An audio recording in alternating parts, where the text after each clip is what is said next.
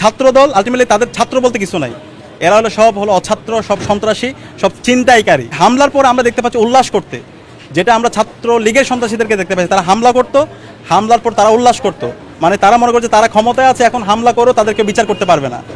তো ইতিহাস কাউকে ছাড় দেয় না। আমরা দেখতে পেয়েছি এই ছাত্রলীগের সন্ত্রাসীদের আছে কি পরিণত হয়েছিল। এ পর্যন্ত আপনাদের ছাত্র শিবিরের কতজন নেতাকর্মী আক্রান্ত হয়েছে এবং আইনানুগ প্রক্রিয়া কতদূর? এখন পর্যন্ত আপনারা জানেন জাহাঙ্গীরনগর জগন্নাথ বিশ্ববিদ্যালয়ে প্রায় 70 জনের অধিক আমাদের নেতাকর্মী আহত হয়েছে এবং পাশাপাশি সাধারণ শিক্ষার্থীরা হামলায় আহত হয়েছে।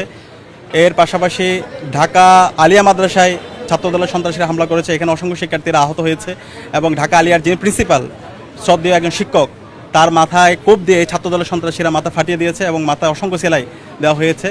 ঢাকা কলেজে আমাদের ছাত্র শিবিরের অফিস সম্পাদক, আজকে জুলাইয়ের একটা প্রোগ্রাম ছিল, সেই প্রোগ্রামে ছাত্রদলের সন্ত্রাসীরা গিয়ে সেখানে হামলা করে তার মাথায় এবং তার শরীরে বিভিন্ন জায়গায় আঘাত করে এবং আরও অনেক নেতাকর্মীরা সেখানে আহত হয়।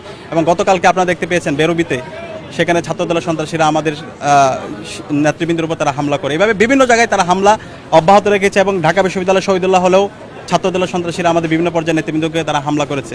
এবং এই হামলার পর আমরা দেখতে পাচ্ছি উল্লাস করতে, যেটা আমরা ছাত্র লীগের সন্ত্রাসীদেরকে দেখতে পাচ্ছি, তারা হামলা করতো, হামলার পর তারা উল্লাস করতো, মানে তারা মনে করছে তারা ক্ষমতায় আছে, এখন হামলা করো, তাদেরকে বিচার করতে পারবে না। তো ইতিহাস কাউকে ছাড় দেয় না। আমরা দেখতে পেয়েছি এই ছাত্রলীগের সন্ত্রাসীদের আছে কি পরিণত হয়েছিল।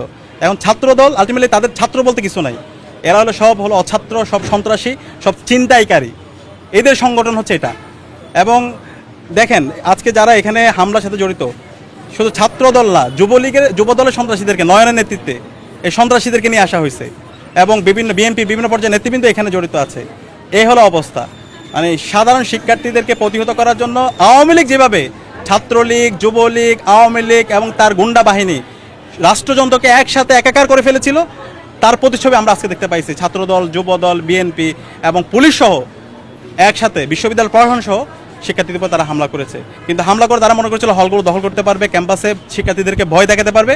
কিন্তু আজকে শিক্ষার্থীরা তাদের এই হামলার বিরুদ্ধে তারা প্রতিরোধ গড়ে তুলেছে এবং আমরা তাদেরকে হুঁশিয়ার করছি, তারা যদি এই হামলার সাথে যারা জড়িত আছে তাদেরকে বিচার আওতায় না নিয়ে আসে এবং এই হামলা, এই সন্ত্রাস অব্যাহত রাখে, তাহলে আমরা তাদেরকে কঠিন জবাব দেব। শিক্ষার্থীদেরকে সাথে নিয়ে আমরা তীব্র আন্দোলন গড়ে তুলব।